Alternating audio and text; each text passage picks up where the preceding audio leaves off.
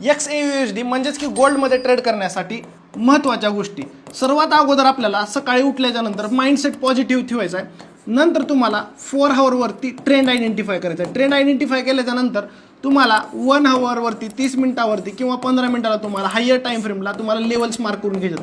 Level mark केल्याच्या नंतर level पण तुमच्या पूर्णपणे तुमच्या स्ट्रॅटेजीच्या बेसवरती असतात. आपण कसं पूर्णपणे फॉरेक्स पाटील एज सेटअपचा वापर करतो किंवा स्टुडंट पण त्या पद्धतीने सर्वजण लेवल्स मार्क करतात आणि लेवल्स प्रॉपरली हिट पण होतात त्यांच्या.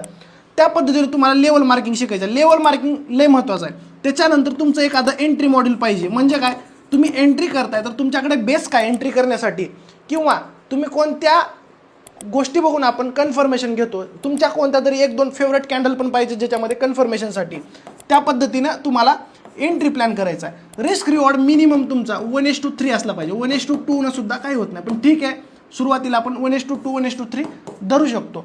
लॉस जो आहे ना, जर 100 कॅपिटल असेल तर एका ट्रेडमध्ये तुम्हाला $5 ते $6 लॉस घ्यायचा आहे. ओके, म्हणजे 0.01 तुम्ही ट्रेड करू शकता. सर्वात अगोदर गोल्डमध्ये ट्रेड करता तर ट्रेंडसोबतच ट्रेड करा. बाकी जास्त अपडेटसाठी टेलिग्राम ग्रुप जॉईन करा.